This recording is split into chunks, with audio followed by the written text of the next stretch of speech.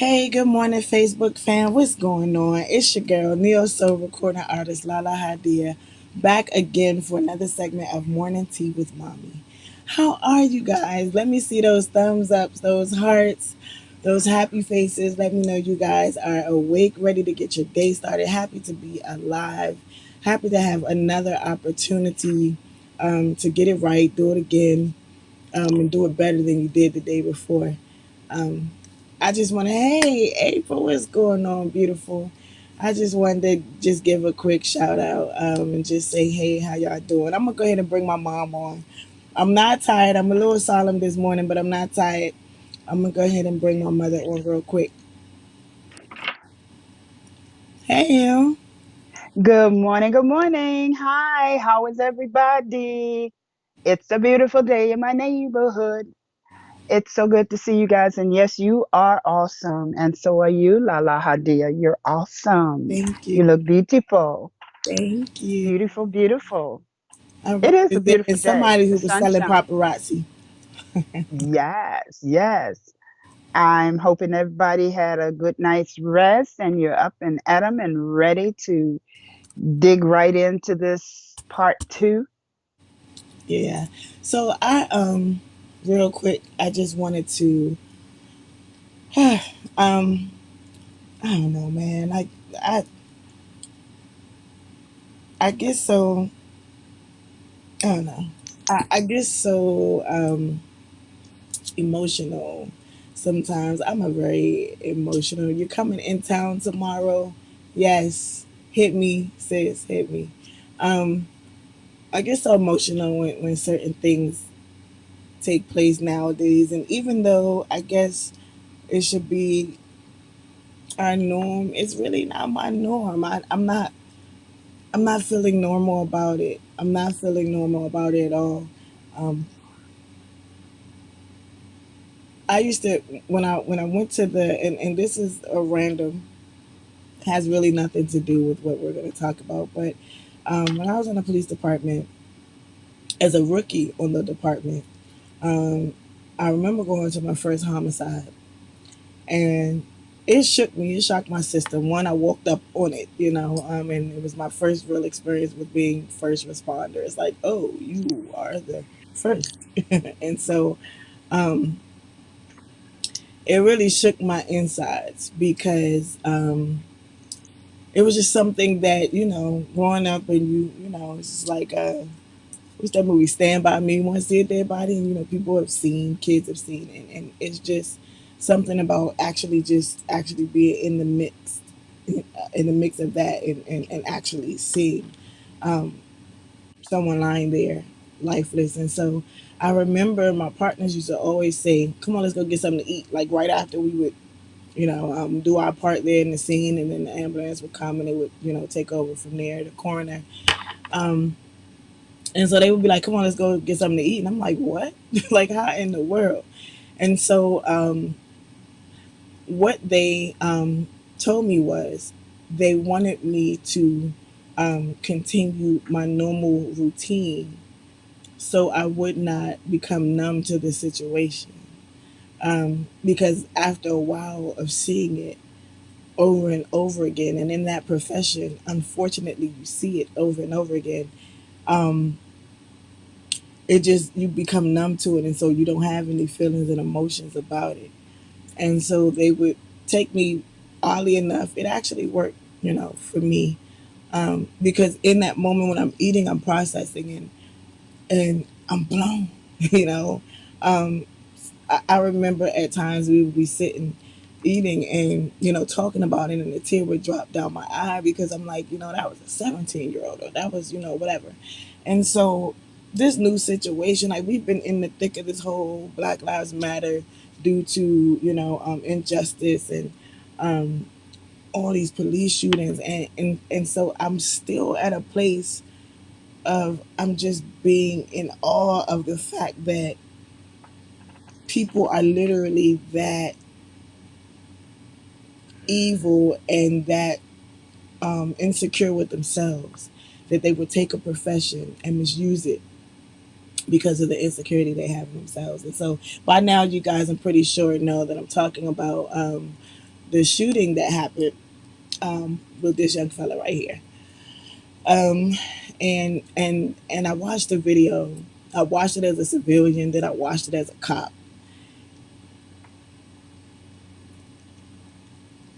No words. I just don't get it. I don't get, like, we weren't trained that way. This is a person who was on the police force for several years. We weren't trained that way. I don't know any police department that was trained to do what I saw the other day. I don't.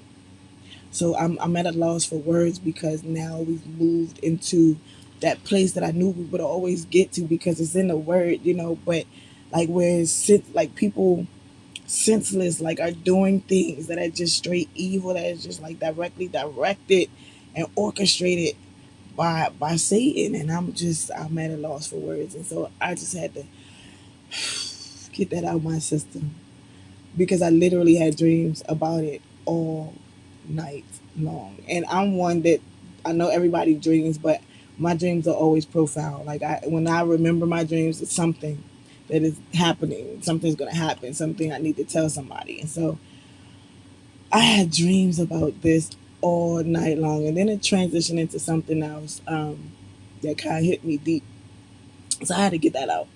So now that we got that out, I can't even say that we're about to move into a topic that is a little softer because it's not. We're still on this whole domestic violence piece. Um, People don't like talking about it. People who have never been through it don't like talking about it. They don't like facing the reality that there are people that are in domestically violent situations. We all can have our opinion on what they should do. Girl, you stupid. Why are you staying in it? But until you actually live the situation. I'm sorry, my mind's still somewhere else. Until you actually live the situation, until you actually experience that situation, you have no idea the trauma. You have no idea of the mental bondage that a person feels from being in a domestically violent situation. And so yesterday I started off with the topic of stop telling your daughters those are love taps.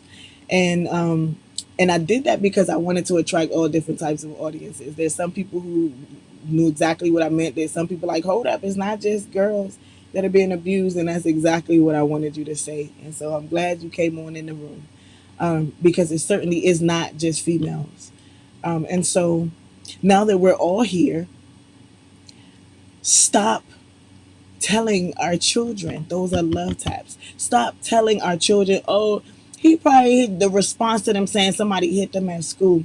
He hit you because he like you, or she smacked you because she like you, or she cursing at you, or she yelling at you because she like you. Stop, stop, just stop. I don't know where we adopted that from. I'm even like researching and thinking back to and trying to piece together maybe what they thought back in our slavery days with our ancestors, and I'm still not understanding where we adopted that ideal. Just stop, because domestic violence has shifted over the years from adulthood to middle and high school.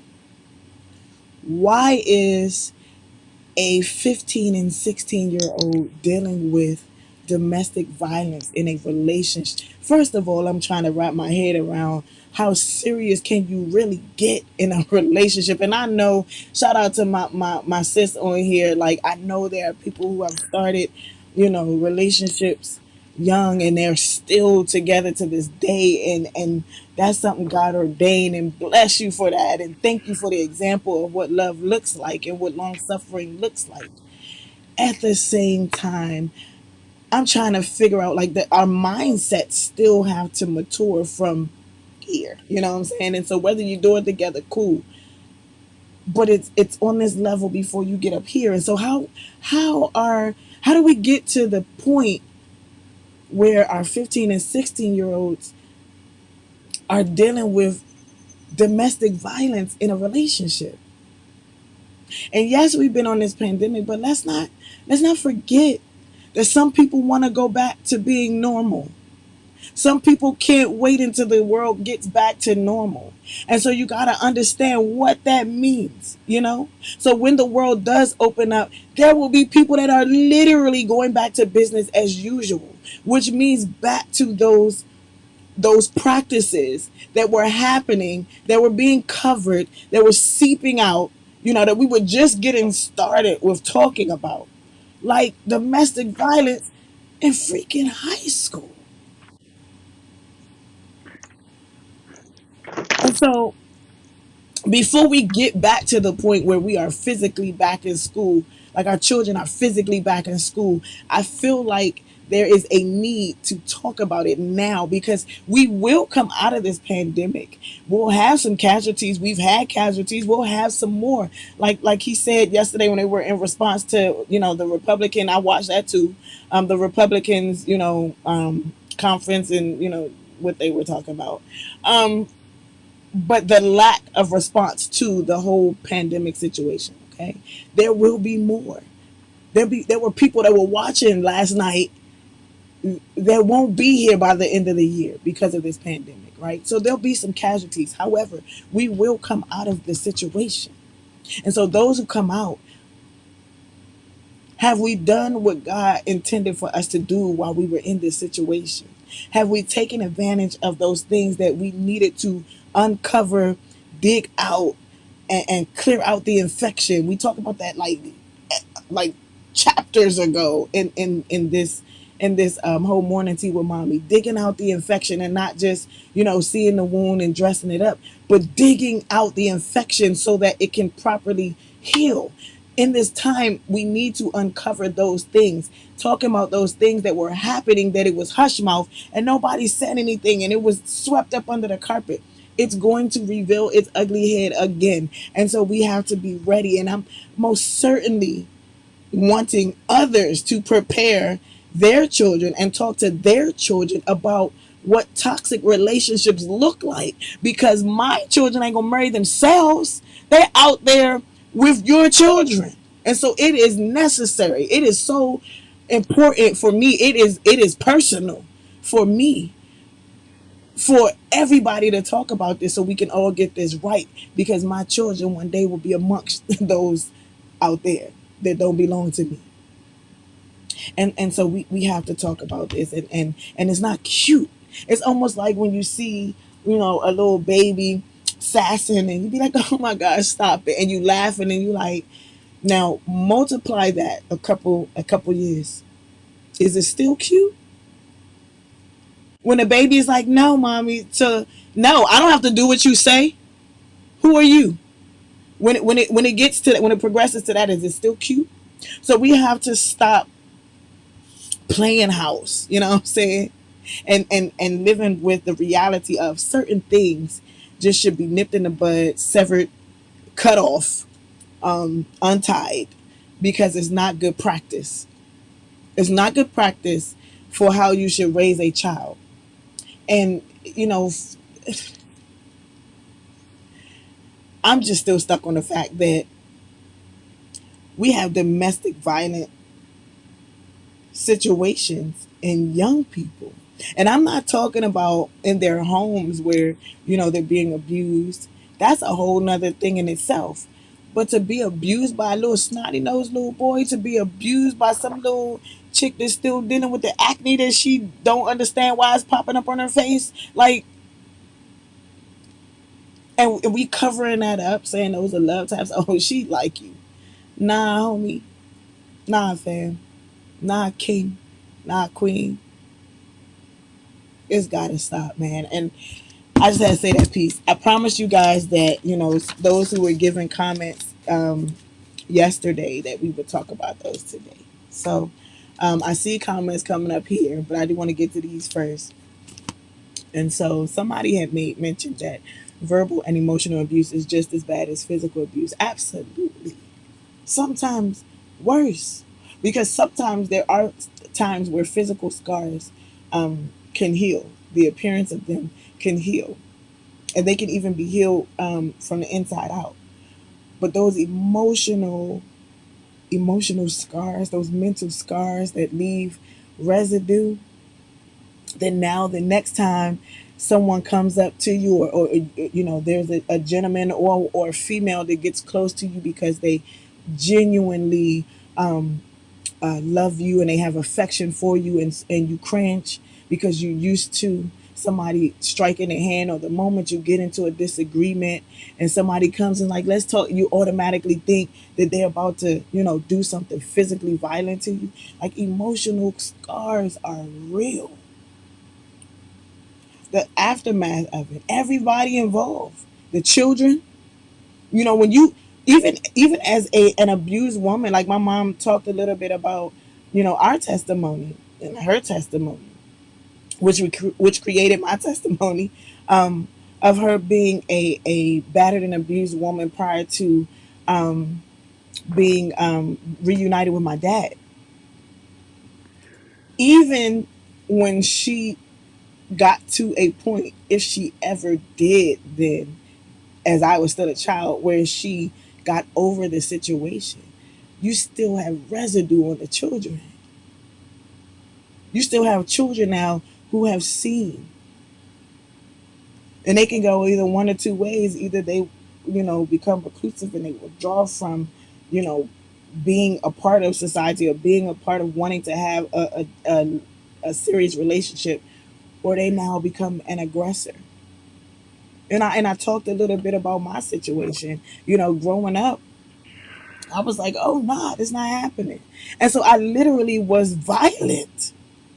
And I didn't offer violence before violence, but I was so, it affected me so much that in my mind I had trained myself that I would never get in a situation like that. And so anything that looked remotely close to going down that path, I was nipping it in the bud, and I was shutting it down, and sometimes physically shutting it down, like physically battling a dude. You know what I'm saying?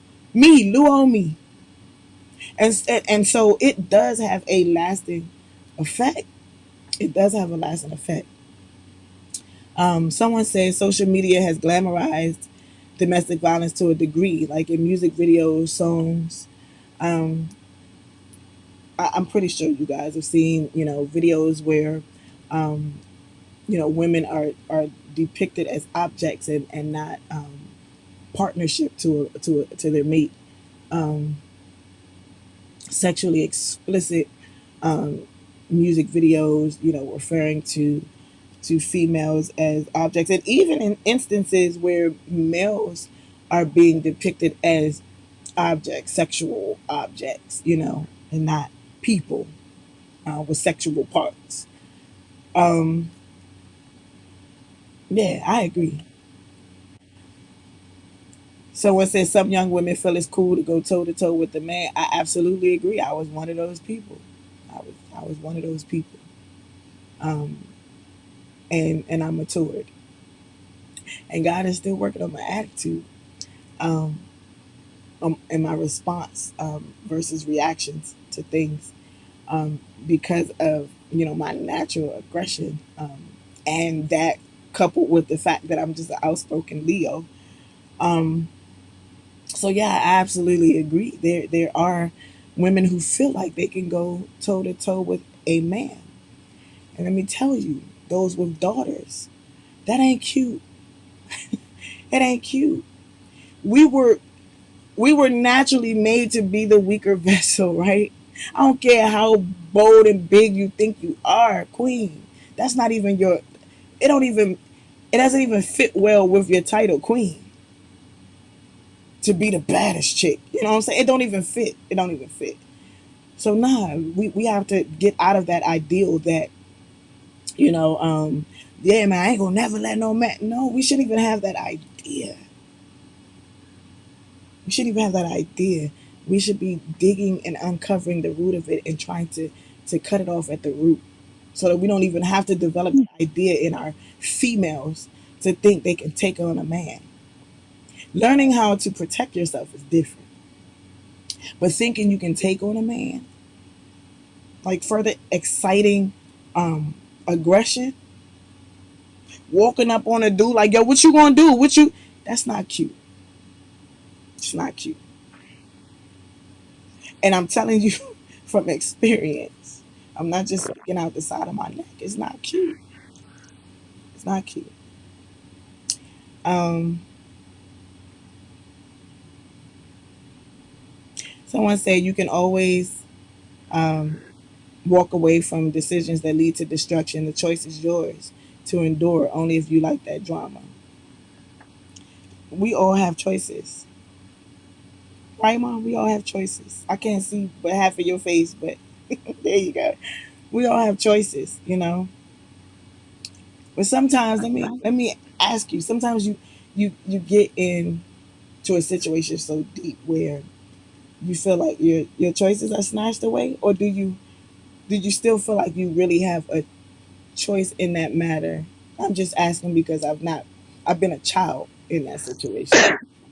I call it a temporary insanity in many cases. Though we have choices, there's something about making those choices, those correct or proper choices in the middle of chaos, in the middle of confusion.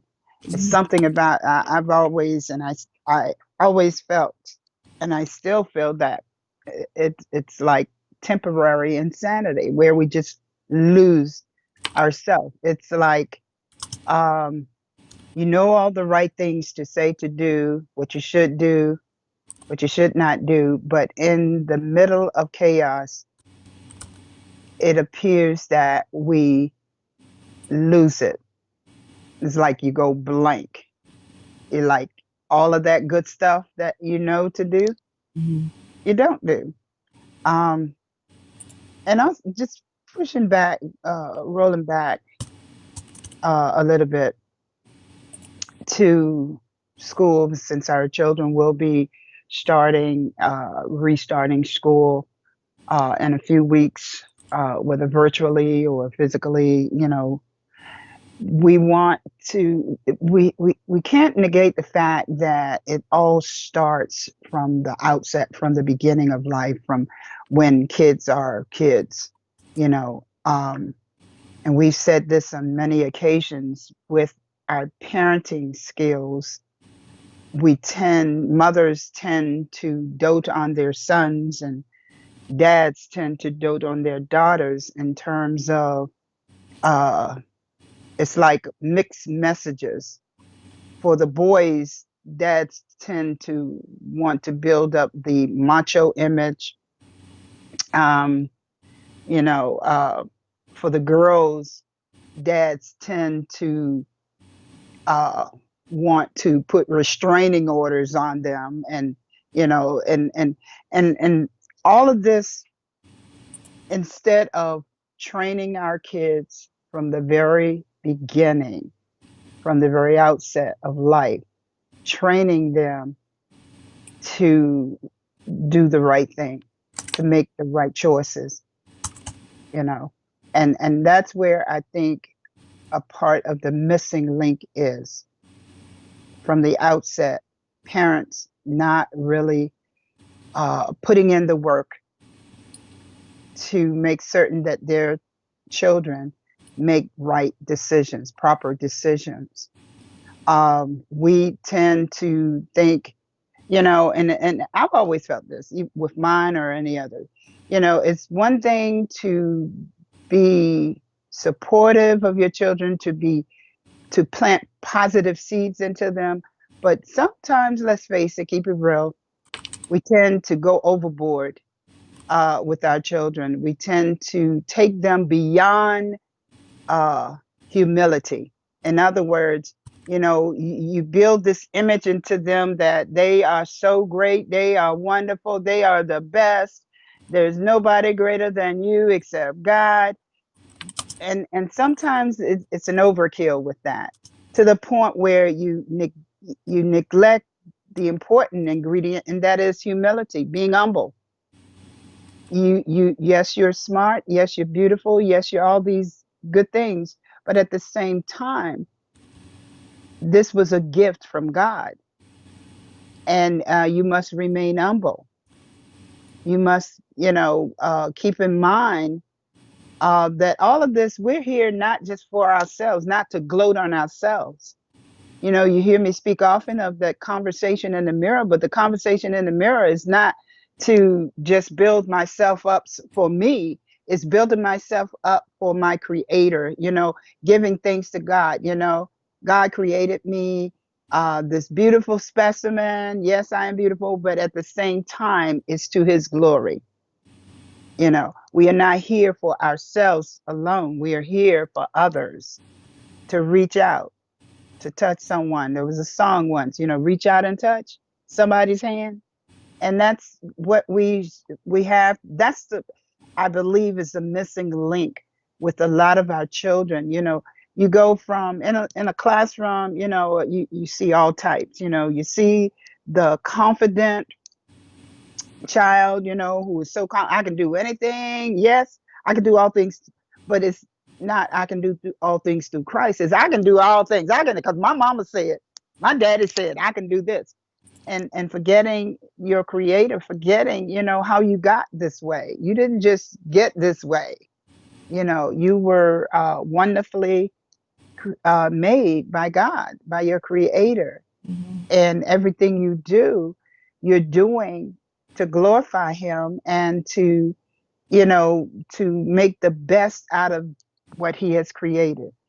And so with that, I've seen so many children, go so far left because of the fact, it's all me, it's me, to the point where they don't get a part in the play, they don't get a special solo, or they don't get to be captain of a team, or they don't, and they get bent out of shape, and they take it to the nth level, to the point where they will take it out on others because of how they feel.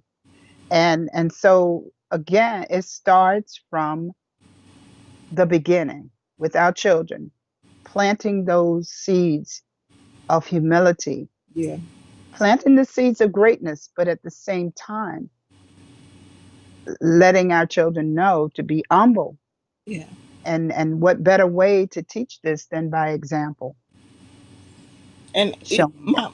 my youngest son, you know, we worked with that for a while, that mentality, because early on we put him in taekwondo, and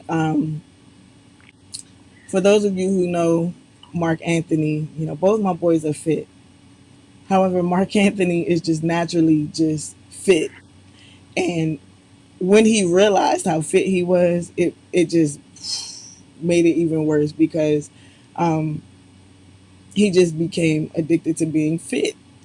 And um, we put him in taekwondo, and he quickly excelled in that. He holds the title of a second degree black belt, and so he's 12 now. At 9 years old, we were registering his hands and his feet. He went to an accredited school where literally they sent for his license and everything, and he literally um, tested as a legitimate second degree black belt, and his hands and feet had to be registered. At 9 years old, you think of what do you say um, to your child who holds that much physical strength and power, you know what I mean, and training. And the interesting thing is, though Mark Anthony possesses all of that physical ability, because he's incredible. Like, to see him compete, he's been in all their competitions. They wanted to send him. over to where they are from, to even compete. And so him and another young man, like they excelled tremendously. Yet we would get phone calls from the school of him being involved in a fight, and I'm cringing like, Lord Jesus, I thought we didn't talk to the boy about putting his hands on people, only to find out it was the complete opposite. We had one girl who spit at him, kicked him down to the ground. He's on the ground, and the first thing that came, I must be honest and transparent. The first thing that came to my mind was like, well, what happened to her? Like, what did you do to her? Like, when they call me, I want to know, that like I need to prepare to go to court. You know what I'm saying? And so glad that certain things didn't seep out of my mouth, because in my mind there are still past hurts of seeing, abuse, um, as I grew up, in my family, that my mentality is a little different, and sometimes warped is the better way to say it. And so I'm still um, healing from certain things and how I relate to certain things, and not wanting to see, also being a parent and not wanting to see your child be hurt, by the hands of someone else. And so, it got to the point where when they would call home, you could hear my son in the background, Mommy, Daddy, I didn't hit nobody. I didn't hit him. I didn't hit him. That was the first thing he wanted to express. And so um, he began to exercise the mental discipline of the art of Taekwondo, which was knowing that you have the ability to literally break someone, but also knowing that you have the ability to exercise restraint. And it spoke volumes, and he didn't even know, that it spoke so many volumes, even to his mother, the adult, because there are certain instances that we get into that in your mind, that you have the ability to inflict pain. And I'm speaking to ladies too, like, because I saw in here somebody said, they must admit that they are sometimes, a lot of times, the aggressor in the relationship. Knowing that you have the ability to inflict pain, fellas, those who know, you tower over your lady, knowing you have the ability to inflict pain. But the real exercise of being a man and the real exercise of being a woman is how you show restraint, how you display the discipline of knowing that you have the ability to do something, but having the discipline to choose the latter. And to me, that that takes more strength than somebody taking the strength of a swing, of a punch. That takes more strength to hold back from doing something that you naturally want to do.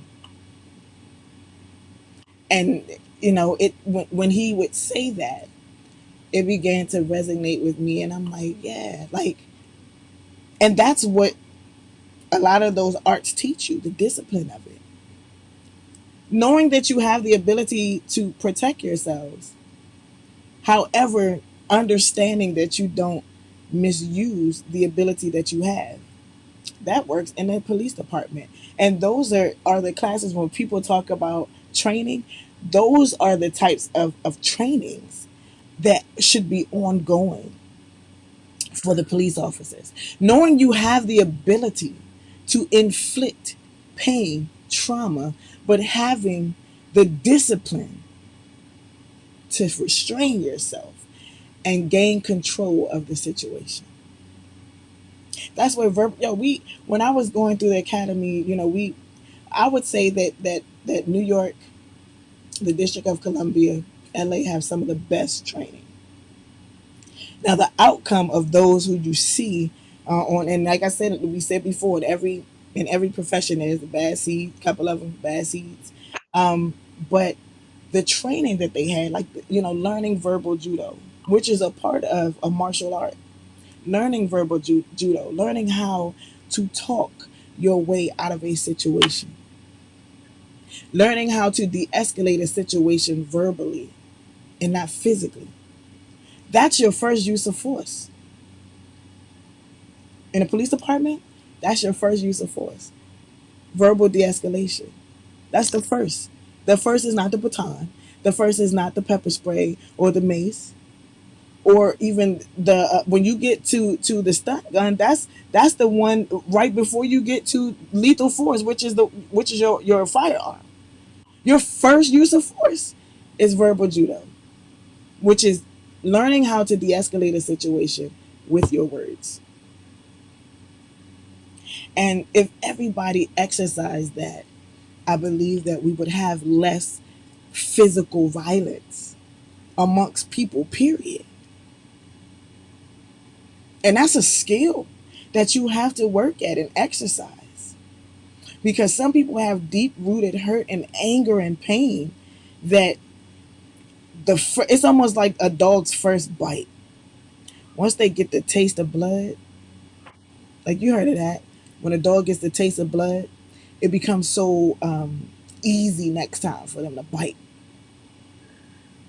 And so once you get a taste of hitting somebody upside the head, once you get a taste, females, of slapping a guy in his face, it becomes routine. It becomes normal routine. And just like a drug, after that gets old, you thinking about something better. And so now I'm not slapping him. Now I'm just whole up punching you.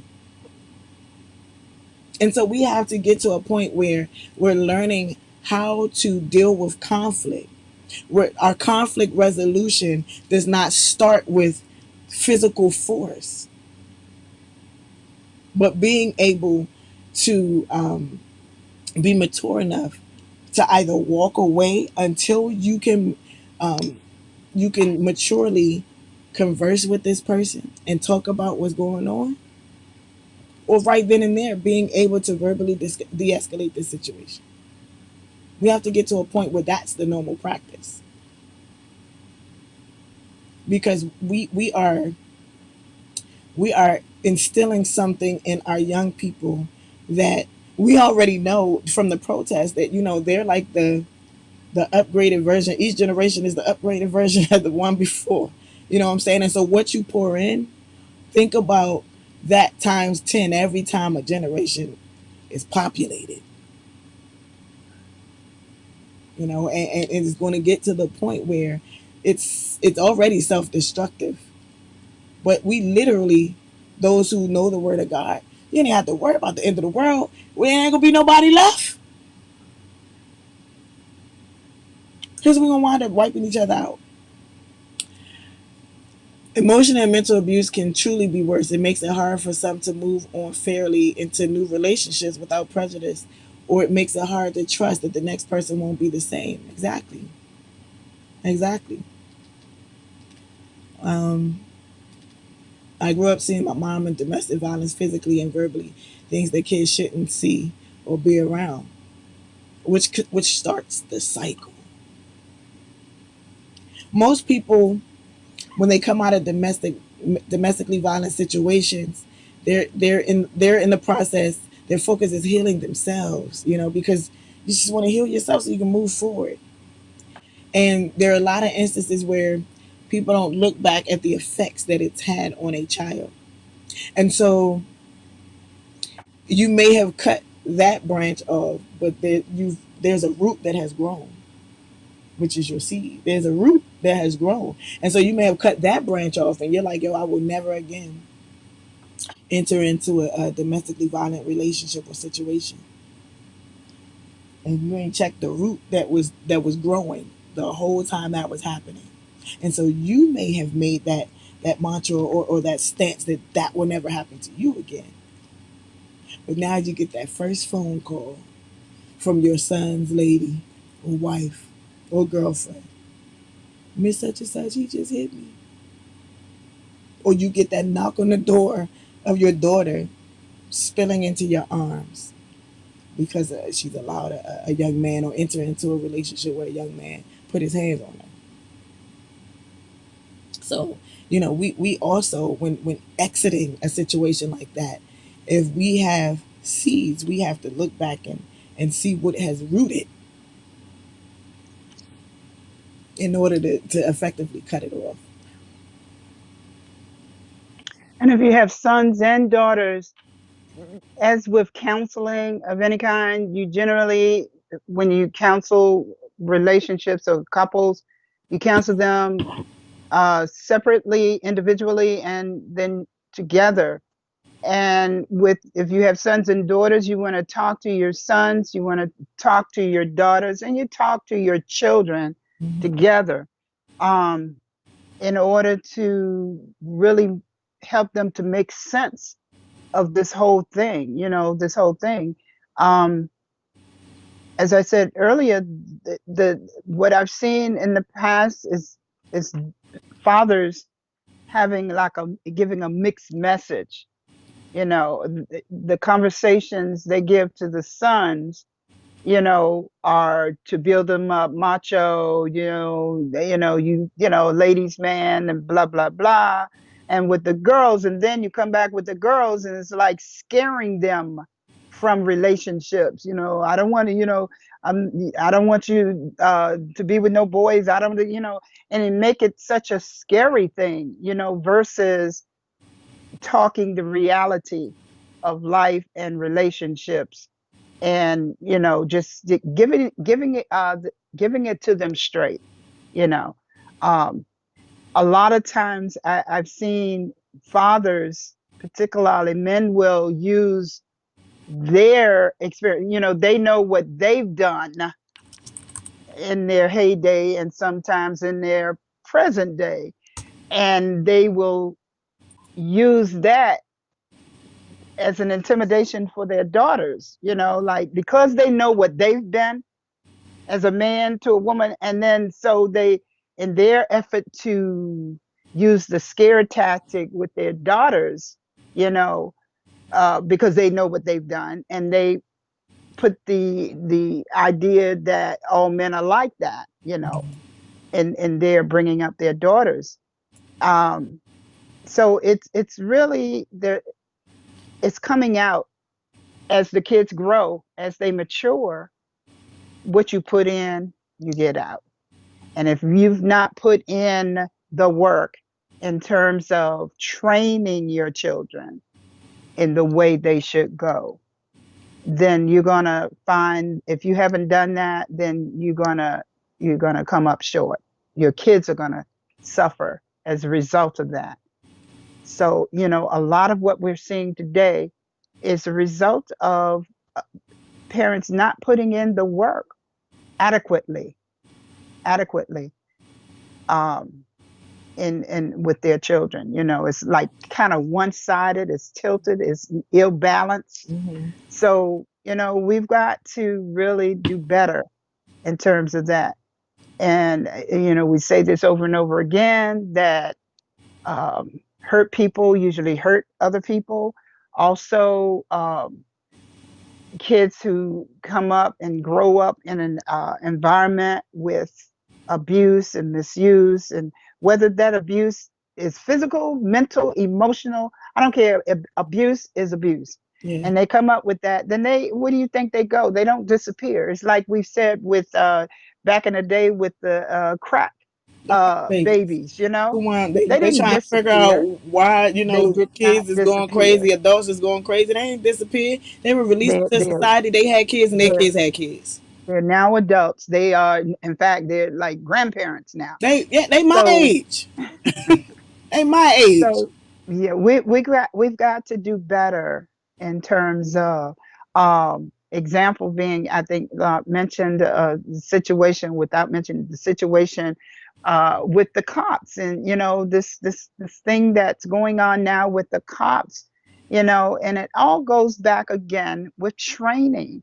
We've got to do better Yeah. in terms of law enforcement, the training that has to go in, along with uh, you know, uh, using weapons or whatever.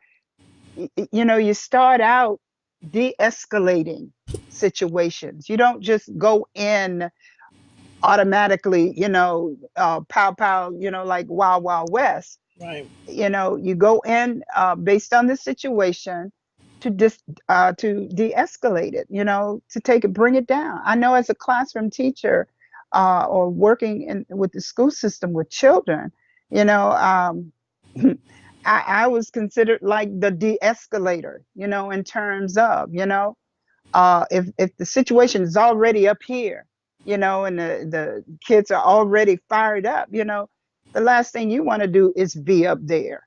You've got to be able to talk them down. Even in a loud classroom, I had this tactic or strategy I always used when the class got loud and they're talking, and I talk as softly as I could. Somebody, we can't hear you.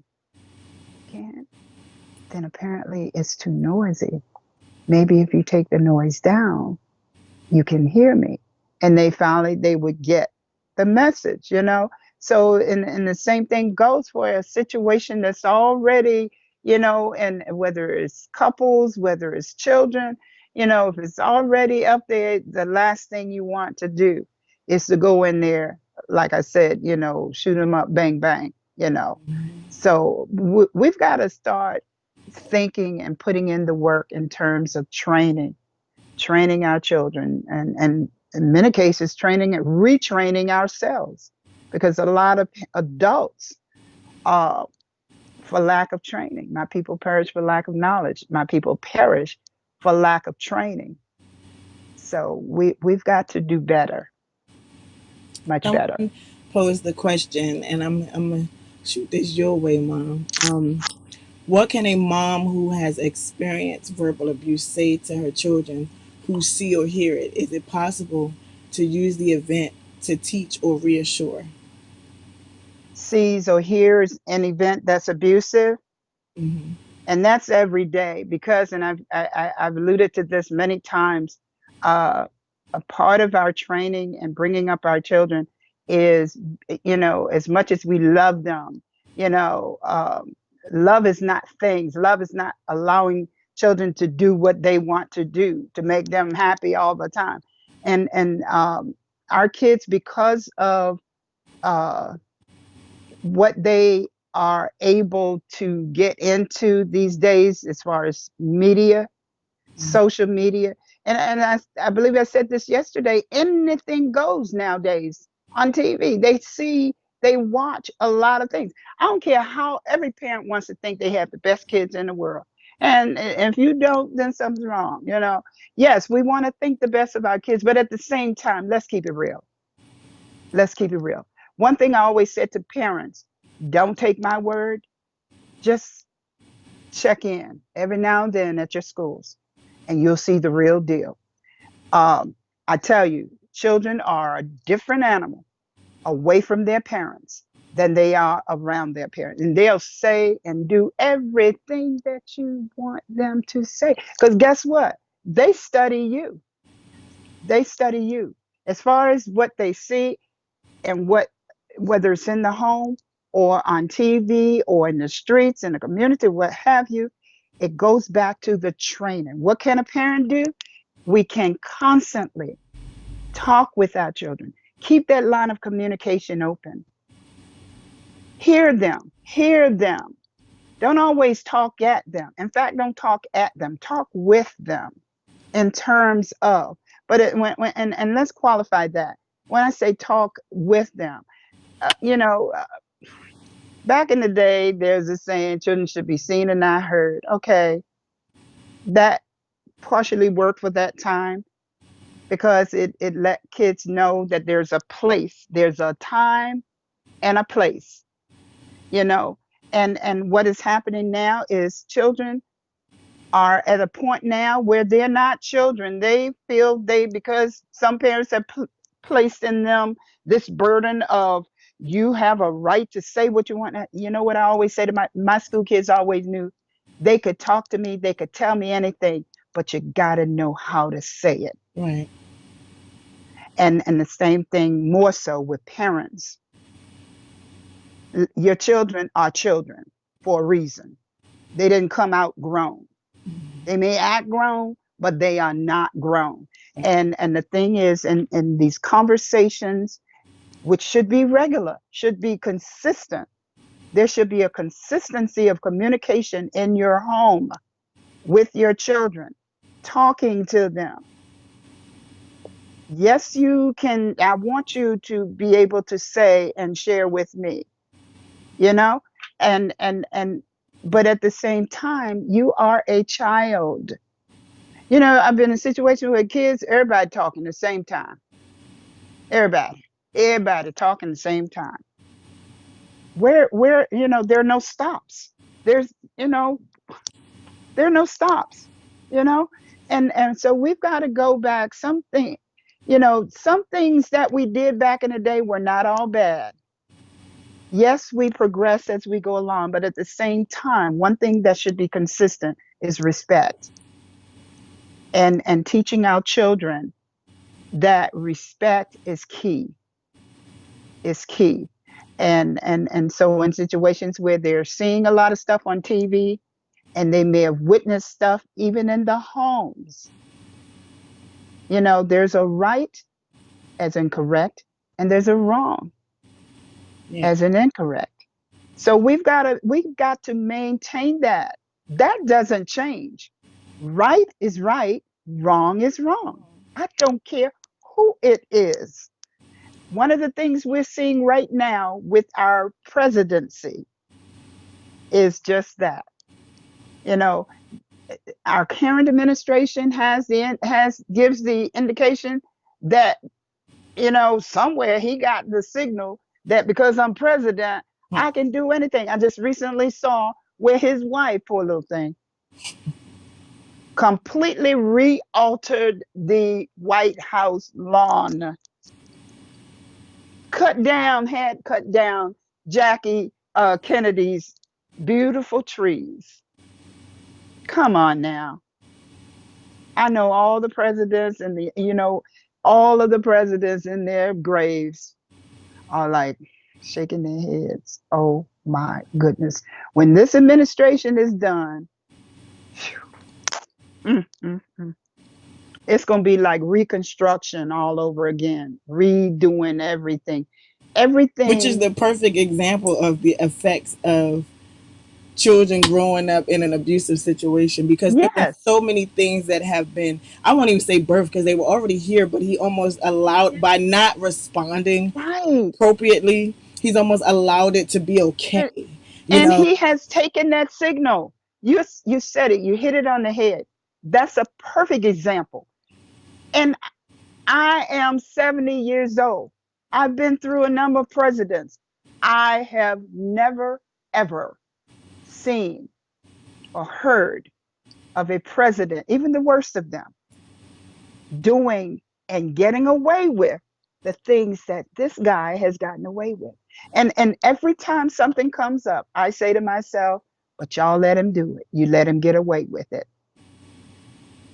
Whatever happened to right and wrong, correct and incorrect? Whatever happened to those things? And like I say, for the comment, the question, yeah, we've got to go back to the old time way. And the old time way is right, wrong is wrong. Children are children, adults are adults. All adults are not, they're not correct. They don't do everything right. And that's the other thing. You know, don't be afraid. It's okay to say, I made a mistake, or I was wrong, or I know how this looked to you. No, it was not the right thing to do. Right. We've got to have these conversations with our children. No, you don't just blurt out your mouth.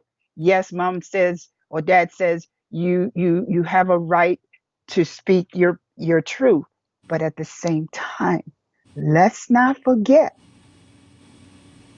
that grandma is an adult. Yeah. Grandpa is an adult. Yeah. Miss Susie across the street is an adult.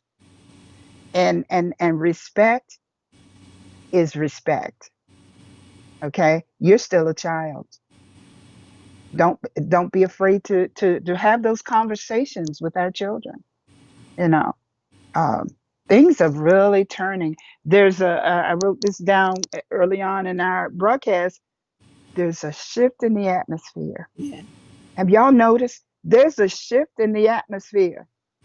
I say to T, my son, who's working from home, every evening at a certain time, I said it's no accident that it's like a overcast. yeah. Our weather, all of this rain we're having. Hurricanes hitting at the same time. Yes, looking out in nature, and we saw yesterday. He called me to the window. He was like, "There's a buck, and he's so scrawny and skinny. It's like he's malnutritioned." A buck, the deer, the one with the antlers, and we hadn't seen those in a while. Yeah, Usually we see the moms, and I would say the moms and the babies out.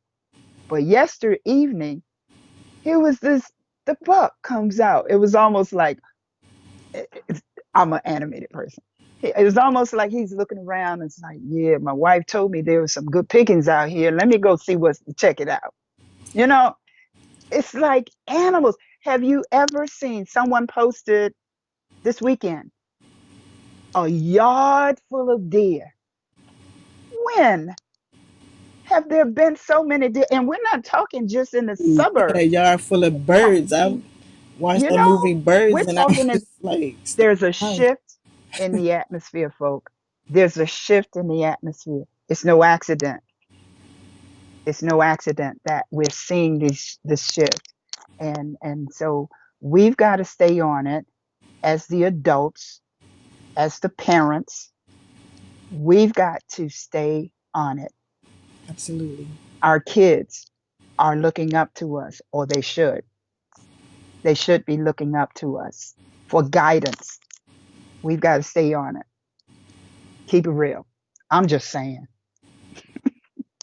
And somebody just made a comment. I'm going to end on that one. With parents today feel like they should be friends with my children Mm, at the certain stage that they're in.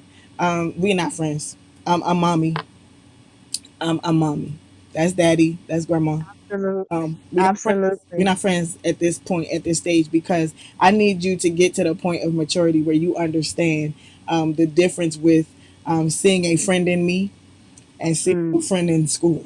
And until mm, we get to that point, which is that's my job to instill mm. and tell you and show you what that looks like. Yeah, I'm Absolutely. mommy. That's what Absolutely. I am. And so, Absolutely. as because it's 8:29, and we not done with this, guys. Like these conversations, somebody said yesterday, this is a hard conversation to have. Most of the hard conversations are the ones that are most necessary. You know, um, we got a whole bunch of people talking a whole bunch about nothing. Except the things that matter, the things that are going to affect our Mm-hmm. our world, our culture, our Mm-hmm. communities, our children, our seeds, and those are the conversations that we need to have. So we most certainly are going to have them. And there are so many other people. Like I showed you guys pieces of my village, and like that's what we do. Like this, let's talk about this, the stuff that nobody wants to talk about. I'm gonna say what y'all thinking. Like I'm gonna talk about the things y'all thinking and don't want to be the one. Right. I Keeping it was the one real. who Keeping it didn't real. matter. It didn't matter. I'm gonna raise my hand in a group of 25. I'm gonna raise my hand in a group of 300. I'm the one that's asking the questions. Um, because those are conversations that are necessary. And so I want to prep Very. you guys for tomorrow. And I usually don't do this, but I feel like I have to. um, but this has been weighing heavy on me, and God dropped something on me yesterday, and I was just checking on somebody I've been following for a while, their journey and their story, and I hadn't heard the outcome, and so I was checking on them, and so they made mention about needing their story told because there's so many people out here that are going through things. They don't know how to get out of it. They don't know how to avoid it to not even get in it in the first place. And so I'm gonna have someone on tomorrow. My mom and I are will be interviewing a person tomorrow who literally I feel so heavy because when God gives you a responsibility and He gives you a care package to go along with that responsibility, meaning you have to take care of it. Um, it's very heavy because it's a great responsibility, yet a great blessing as well. And so there's a young person um, who recently came out of a very violent domestic situation. And so it's so new and so fresh that they literally just ended their last bout of court proceedings or whatever. And so we will have them on our show tomorrow. They will not be live um, because I believe in making sure that anybody that is attached to me, I do everything in my power to make sure that they feel safe and protected, and they feel safe enough to be themselves, yet share their testimony and their journey. So you will not see them, but you will hear them.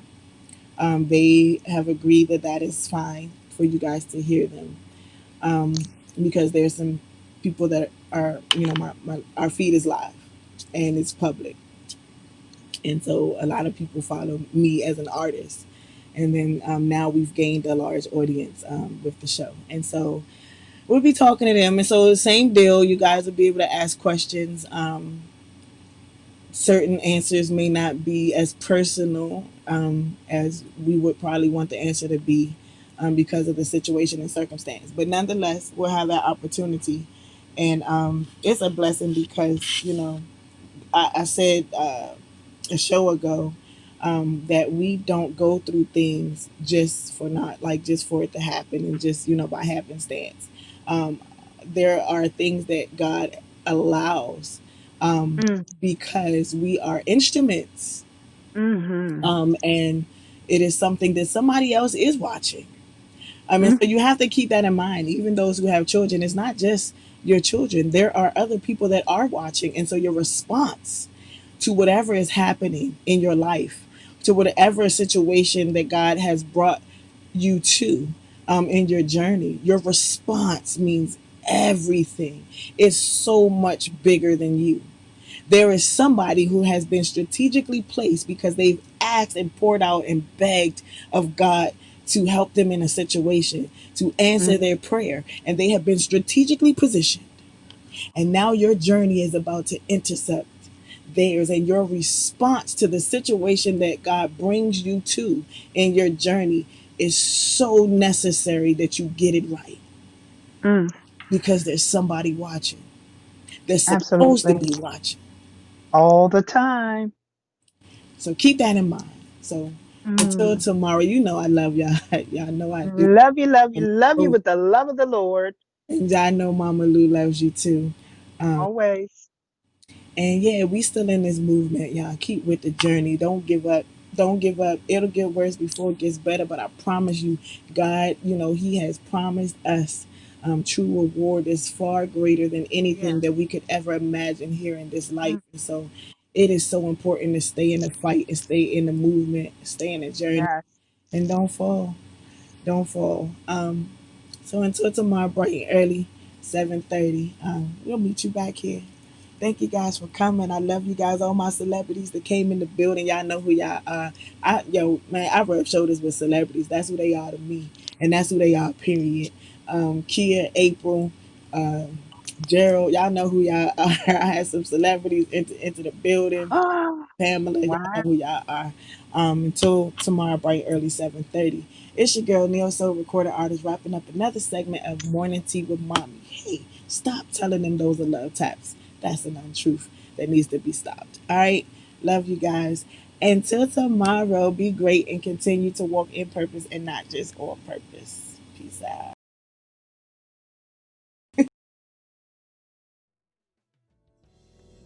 Mighty, classy, beautiful. Mighty, classy, beautiful. Mighty, classy, beautiful. Mighty, classy, beautiful. Mighty,